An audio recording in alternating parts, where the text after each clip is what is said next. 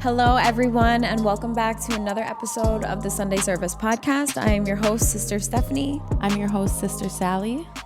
And I keep trying to stop myself from saying the same thing every single intro because I don't know, it's a little too much. So I don't want to say we're chilling here, but we are catching up this morning. It's a beautiful day here in Miami.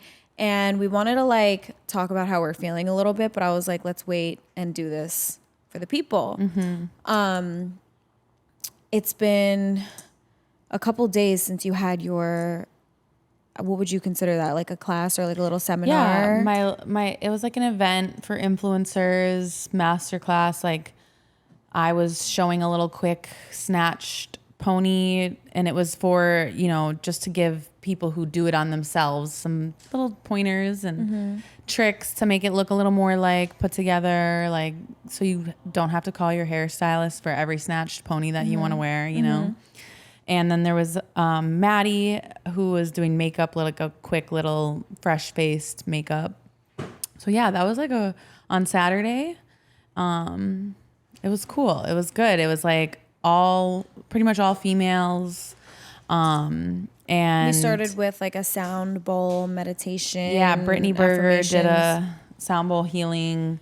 That was really nice. It was cool. It was like a collaborative thing where we all came together. There were sponsors involved, and little goodie bags for everybody. It was really cool, and it's going to be something that I'm going to start doing like more frequently, probably once a month. Whether it be with just Mindful Music Lab or, we have some other venues in mind and hopefully some other partnerships starting soon. So I'm really excited about that. I was thinking we should do like an in-person Sunday service. Oh my God. We could have we have to. Yeah, we could like a live. Yeah, just talk recording with the girls, Like I think it would be really nice. Yeah, like it's like we'll put it on as an event, but we can like film it too and have it be something that everybody can see. Yeah, I think that would be really cool. Yeah, we should definitely do that. Yeah, that's what I was thinking about after I left the other day. I was like, wow, that was really nice. And, not only do we try to connect with other people on the podcast, but like getting together in person once in a while is really nice. It was funny too. I had said a few days before this, like I had talked about how to Brittany that the Miami female influencer scene or group is pretty small. Like it's not as big as you'd think it is. Like all the major like influencers in Miami, it's not that many. I feel like during like weekends where it's like when Art Basel is going on or when there's something like swim week or something, I feel like those bring people together a little bit more. I just think that, and I brought this up and I was saying like, why is it not more of a thing that all these influencers gather together and do female events and collab? Stuff, yeah. Yeah, because it's like important and it's uplifting and it brings everybody together, brings like-minded people together. And then when I was having the event before, like I started, while Maddie was doing makeup, one of my friends and influencer clients was talking about the same exact thing. She was like, I go to these events all the time and like nobody talks to each other. Nobody like, connects. And you just go to the event, you take pictures and then you leave. That's why I was thinking like a in-person Sunday service would be so much more beneficial than just like a workout or something, because I've gone to events like myself and not saying that because I'm very social when I'm out and with people, but it was, I don't know, it did kind of feel like nobody wanted to talk. Everyone was just like in and out, like going for the free stuff and the pictures. Like closed off, it's like kind of like, what is this event doing for me? Not what can I bring to the event. Yeah. It's like a mindset shift. Yeah, I left feeling like, oh, that was good. I got to meet some people and I got some cool gifts and some brands that I didn't know about, and, I can help them out in any way and whatever. It was cool. Mm-hmm. But I think if we add a different type of value to meeting up and having sponsors and all of these people in one room, like we can open up the conversation to Yeah. something that we would talk Make it about more on intimate. the podcast, right? So like it's not so like just for social media, just for, you know, whatever. It's Yeah. more like let's connect and like get to know each other. And you It's know, so funny. I just like randomly thought about how when I was younger, maybe not even when I was younger, but just like seeing this on TV and stuff, but like mom groups and like females getting together Yeah. and stuff. Like we have to keep each other That's a thing. sane, and we have to like you need support each other. you need like-minded females on your team because you need to work hard to like lift each other up so that, you know, you're feeling like you're together instead of against each other, you know? And that's like important, I think, especially nowadays with how, you know, big social media is and confidence stuff because of that. Like if you have like a band of females behind you that like support you, it feels different, you Any know? support system, but like when you can like do that collectively with like people in your area that are like also doing the same things, like what's better than Why that, not? you know? Right. Yeah. And then it's like kind of cross promotion too. You guys are, your followers are following her follower, or Yeah, it's you just know, expanding the network. expanding, seeing how you can do business together, and then you're only bettering yourself in that way if you're collaborating with other people. Yeah. So Yeah, the people at the top are collaborating. nobody's like competing. You know, got to eliminate the competition and just come together and collaborate. It's like community over competition. Yeah, and I also think like with like collaborating, or you say if you're not doing all of that, at least like celebrating other people and being happy for them, and you know, all good positive engagement rather than anything negative. Like if it's gonna be that, like go figure yourself out Right. offline. Like people can make this a nice space to live in without it being like judgmental and nasty and just like a scary place to be. Yeah. Because I think that, I don't know, especially if you're out here in Miami and influencing and stuff, like it gets a little dicey with like people on the internet. Like I even like second guessed doing a podcast so many times because I was like, everyone is so offended and taking everything personal Yeah. these days. And I'm not going to sit here and apologize to someone for something that I said years ago. Like I learned from it. I'm a different person now. You know what I mean? Like you can only judge someone for who they are right now. And you can't even judge someone, period. You know, just take them for who they are right now. And your feelings on them is a projection of you. That's it. Yeah, I mean, anytime you're passing judgment on someone else who has nothing to do with you, that's coming from a deeper rooted issue. And we were kind of starting to talk about this before we started rolling on the cameras, but I was at church last weekend at VU Church in Miami. Love that church. It's amazing. Pastor Rich is like probably the best pastor I've ever listened to in my life. He makes every scripture and message into language and understanding so that you don't have to think so hard about like the message that's coming across, and it's not just pounding scripture down your throat. You know what I mean? Right. It's not like old church. Yeah, exactly. It's like modernized. It's for, you know, the younger community. That's because right now that's the generation that needs to be 100%. spoken to. Did you go to regular church growing up? I did, yeah. And I actually stopped going to church for a while because I was so like turned off by it. And part of it was probably what I was going through in life, whatever. But I and, like, remember my being parents' views and super young and acknowledging that it was like kind of creepy. yeah. And it was just like, you know, hard to understand basically. And Different generation. but this message was all about being offended, like the bitterness of offense. So like he talked about how he was like, don't you guys realize like there's so many people that are offended by everything nowadays? Like you can't say anything without somebody being offended. without somebody saying something about And whatever. it's just like, why it's not necessary, because the majority of that is people being offended for other people that have nothing to do with them. So it's like you're fighting a fight that's not even your fight. And you're taking offense to things that aren't directed at you at all. And it's causing people to not be able to live and move in love instead. You're just so like mad at everything. And and I think that also makes other people who are sharing things not want to share the way that they would because of people saying shit. Yeah. And he was saying that like you can't make everyone happy now, you know? Yeah. And he was saying that it's all stems from a root of what is called bitterness. Like you're bitter from, it could have been something that happened 15 years ago in your childhood, and that's the reason you're offended now about somebody saying something. Yeah, you're just projecting. And that's literally clear as day that you haven't healed or worked through and started healing certain things like that.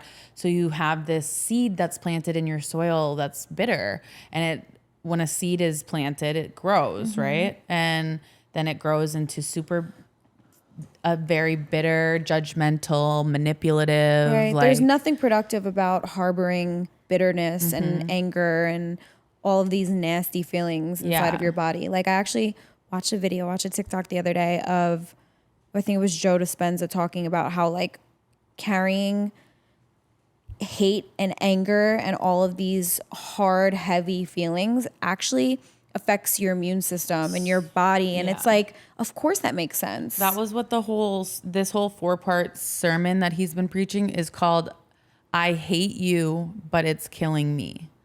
So it's true. Like the more hate you have in your heart, the more it like leaks hurts you into your whole body, your life, your relationships. And it's only going to harm you if you don't forgive and move through, heal, work through these, bitter seeds that you were planted however long ago. It could be last month, but it could be all the way to back when you were a child, Yeah. So it's like you have to work through the hurt to be able to like forgive and heal, and that will rid you of like offense, judgment, all of that. And then you're able to move in love a little bit easier, Yeah, absolutely. So that whole sermon just like spoke to me. Really was like I started looking at some things that I had done a lot of healing through my like past abusive relationship, but I'm never done healing, and we've said that before, but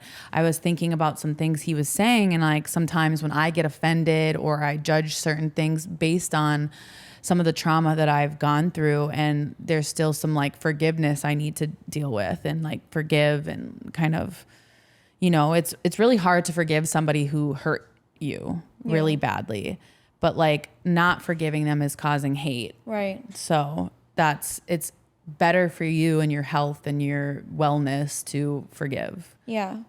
It's more productive for your life. It is. Because what is being angry about something gonna do for you? What is saying something nasty online to someone gonna do for you? Like, it's not, I could easily look at those kind of feelings in me and be like, oh my God, this is not serving me. I'm not doing this. I feel like I don't struggle with that, but what I struggle with is sometimes in my relationship, and not recently, but in the past, like getting upset about something and then Johnny being like, this is not productive. Like, what are we doing here? And I'm like, wow, you're right. Like, what is it going to do for me to stomp around the fucking house with an attitude, Yeah. It doesn't make my day better. Why am I choosing that? My brain is strong enough to be able to control that. Yeah. You have to just like constantly tell yourself. Before I even did a lot of work on myself with my past abusive relationship, I was even like, I had this idea in my head of revenge, which is a very even worse, very bad thing to have, because not only is it hate driven, but it's causing you to not pay attention to anything that you're supposed to be paying attention to in your own life. You're focusing 100% of your energy on someone else because you're trying to like seek revenge. And it's just not a good place to be. And it took a long time for me to get to the point of like partially forgiving this person to be able to like move forward and not be thinking about them. And what they did to me, and oh my God, you don't know my story. Like it was almost like fighting with nobody. Like, you don't know what I've been through. You don't know this. Like, this is why I do this. And it's not serving me at all to just fight that, because nobody knows what you went through, and they won't unless they've been through the exact same thing. And I would hope that you wouldn't want that on anyone, you know? Right. And when you're able to look at that in yourself, you can see it in other people. Like everyone's on their own fucking way. Everyone's figuring themselves out. Like we're all going through similar things. So we have to like be kind and compassionate, because if we're battling our own demons and we have things going on that we're sorting out, imagine what everyone else is going on in their fucking crazy ass brains, you know? And it's something too where you have to work through this stuff so that you're not like pushing your shit on everyone else. And like that goes for social media too. Like if you're going through something traumatic, not everyone needs to hear about it. You need to work on healing. You're allowed to tell your story. And I think that that's what we're here for, is telling your story in a positive light to motivate and uplift others is completely different than venting and sharing every little thing about your life. Dumping. To everyone on, so whether it be on social media or just every group of friends that you meet up with, and then immediately you start talking about what's negative in your life. Like not everyone needs to hear that. You know, it's like you have the certain people that you trust. You do have to talk to people, whether that be a therapist, a best friend, a partner. I agree. But like not everyone needs to know every little tiny thing that you're going through. And it is like important to like remember that, so that you're not dumping on people and shedding like negative light on everything. Yeah, because what you put out is what you get in, you know? If you're on this nasty vibration and you're putting that out, and everyone you link up with, you're just like dumping on them, and it's negative and negative and negative. Not only are other people gonna not want to be around that, but you start to not even want to be around yourself. Like it's self sabotage. Like we create our reality. Like if I'm going to be speaking into existence and every single person I come across, how bad my day is or how bad my relationship is or something, like what is that doing for me? Hi, baby. Exactly. Well, and that's like kind of, I didn't, like I was saying, everybody deserves to tell their story, but it needs to be in a positive like light, you know? And coming from a place of wanting to genuinely connect with people, because I think that that's where our strength lies, in like all of these social platforms and stuff. Like this stuff could go really bad, or it could be the best thing for us, and that we're connecting and we're all helping each other, you know? But if it's becoming like this war zone of people attacking and being offended and projecting and fighting and negative, like I'm running for the hills. That's how you get rid of that offended or like deep-rooted bitterness. Oh yeah, because if you see someone who's commenting negatively on anyone's social media, it's like, I can't take you seriously because you don't actually know me in real life, and I guarantee you if you did, you would not be saying these things. So this is totally just a projection of yourself. Like that's what you're doing here, and that's fine. I don't know you. You don't owe me anything, but like, don't you want to like keep your fucking mouth to yourself? Like I would never want to spread that negativity anywhere. Yeah. Anywhere. I would feel like a fool. Yep.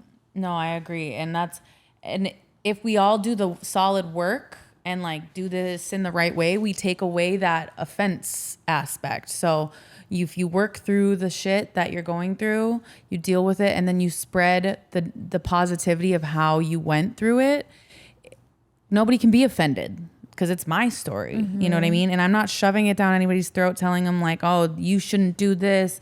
You know, like I'm sharing how my experience changed the way I view things, and how I'm healing from it every day, how like I'm starting to look at things from different perspectives, and like that's kind of like how we change the dynamic of this, and it allows people to feel more comfortable to open up too. If you like come to your friend who's in an abusive relationship and say, you just need to leave, what are you doing? Like that is like gonna make anybody shut down and not want to like talk about it or whatever. And same with other things too, not just that, but you know, moving in love basically. And like I was telling Steph that I just had a client come to me who found me through Steph's Instagram. She was following Steph, but doesn't know Steph. And then started following Sunday Service and watching our podcast. And she booked me for hair, waited until I got to her house and told me the true story about how she found me. It was the Sunday service because she had just moved to Florida to escape her abuser, and like that she wanted to see me because of that reason. And that's just kind of like goes to show the severity of what we're dealing with in this world is like the way that you approach things and your trauma and your hurt instead of doing it from a bitter place is always gonna benefit others. So she felt comfortable enough to reach out to me, not knowing who I am or anything, because I'm telling my story in the correct or the more you're coming positive from a way. place of like wanting to support other people and share from a place of like, I get you if you're going through this. Like, I've been there. Let's talk about it. So Yeah. of course someone's going to feel that just from this. And that's the whole point of what we're doing here, you know, is doesn't matter who it is. Doesn't matter if it's 100 people or if it's 100,000 people, like connecting with people is really such a superpower. It is. And being able to do that and make people feel less alone is like, isn't that like the point in life is like to love and like be there and help. And I mean, we're sweet girls, so I don't know. Well, and that's like, if I were to come on this podcast and be like, this motherfucker did the most fucked up shit to me. He hit me. He did this. Whoa. You know, like he threw me down some stairs. These are you want to hear the messed up shit that he did to me? it would feel like you're still living in It's like different. the traumatic part of it and the hard part of it. And I don't think anybody would feel comfortable coming to me because they're probably like, oh yeah, I relate to her, but she's like still miserable. And I don't want to reach out to somebody because like that's showing other people that there is no other side. Right.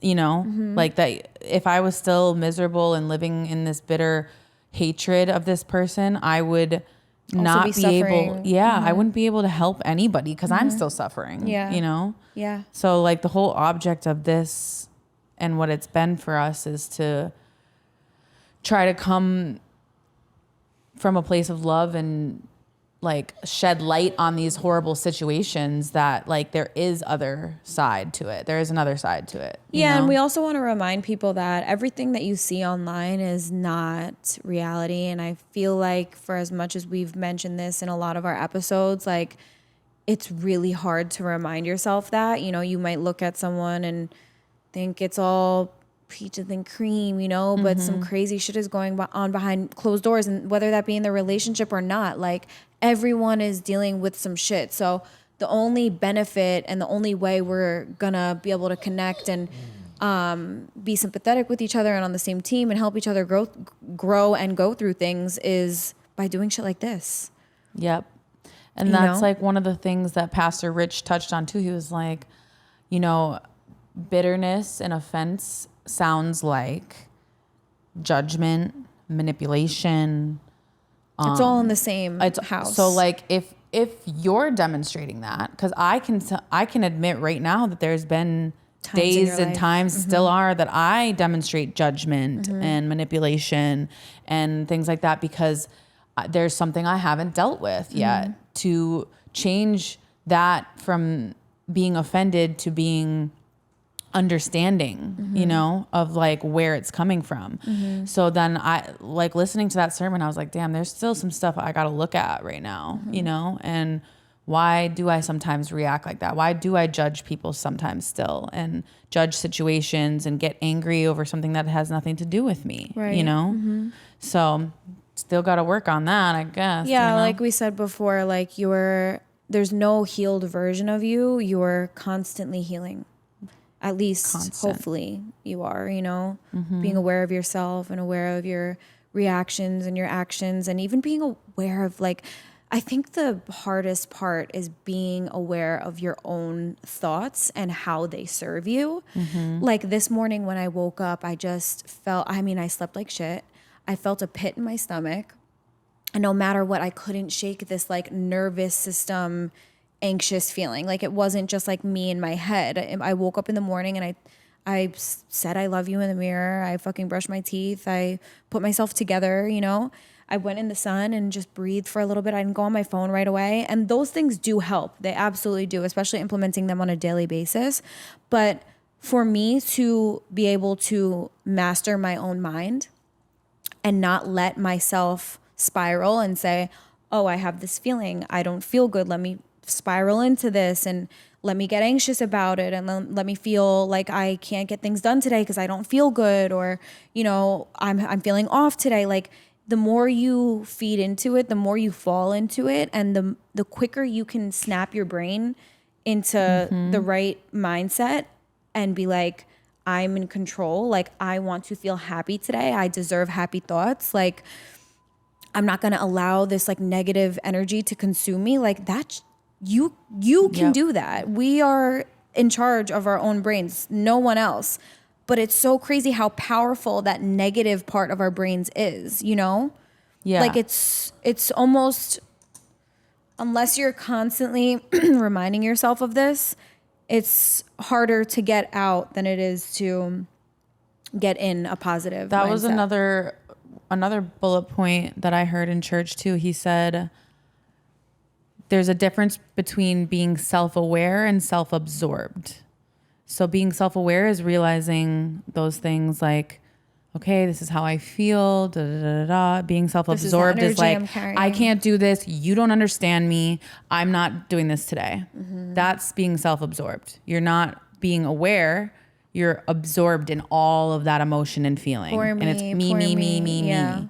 Oh, nobody gets my life. You don't understand what I'm going through. They don't get it, so I'm not even going to hang out with them. Like, you know, that's the difference. And we need to start to like recognize those times and like Absolutely.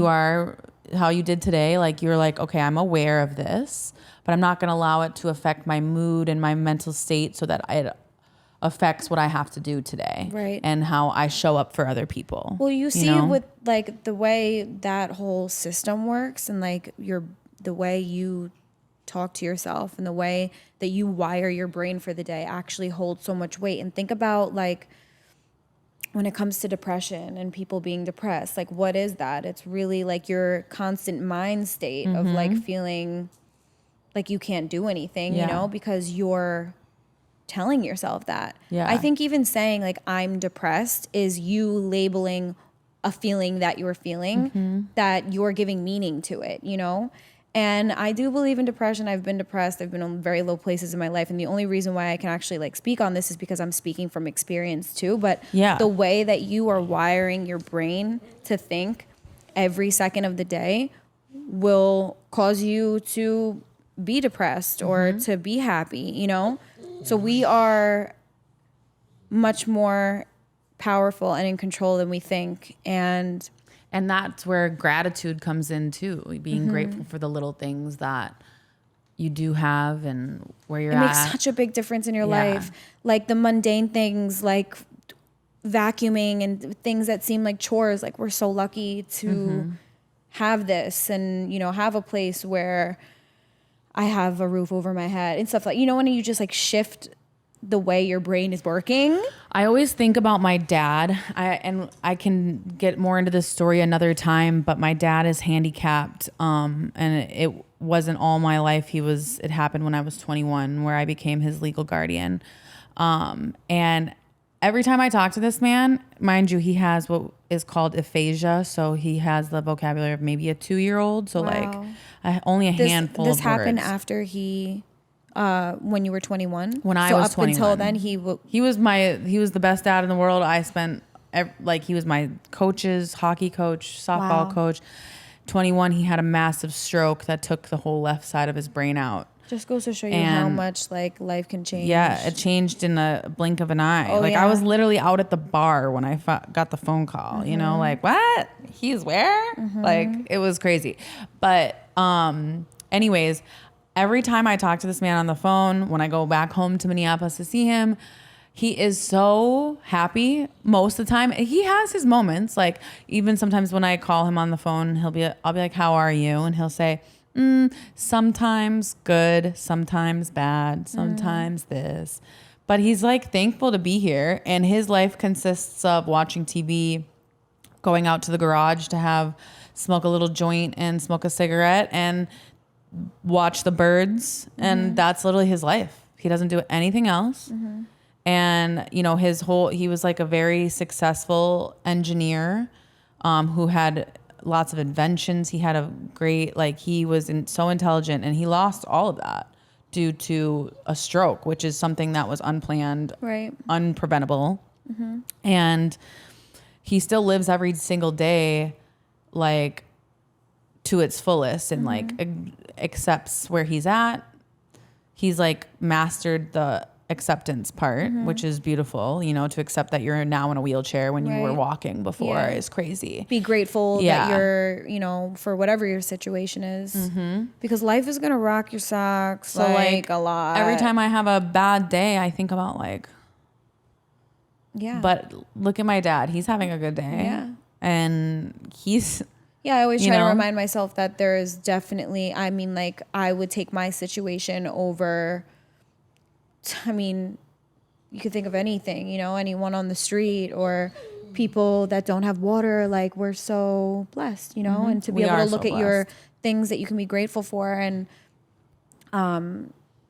feel gratitude for is so much more productive and beneficial than harping on the things that we don't have or the things that we wish were different and stuff. Like, what does that do for us? What does that do for us? nothing. I could have easily had a day like that where I was like, you know, Yep. but what is that doing for me? It's not making me feel good. It's not Yeah. acting to the collective way that I want to feel. Yep. I want to feel good. I want to feel happy. I want the people around me to be happy. I want everyone to support each other, and I want love. And if I carry that, then like I'm dodging so many bullets around me if I was meeting people on their level when they, you know, come into my life or whatever, you know, Yeah. or that you just get tangled up with at an event or something, you know, Right. like it matters, Yeah. you know, your energy. It does matter. The impact you have on people is more than you even realize, you know? So Period. that's what we're doing here. That's what You we're know? doing. All right. Yeah, this boy needs a walk. Next week is our final episode in the season. And I also have just acknowledged last night that in a few days it'll be a year since I moved to Miami. So I kind of was Wow. thinking I want to talk about just the lesson I've learned or the overall lessons I've learned in this last year and things that I had to do and growing and where I am now and stuff, you know. So I'm really excited for next week and to finish the season off strong. And We'll kind of yeah. like give a little, you know, feeler out for what our season 2 is going to start to look like. And I just am excited, and we're gonna be getting good. better and better every episode. We hope you guys think the same. Yeah. So yeah, We love you so much. love you. Mwah.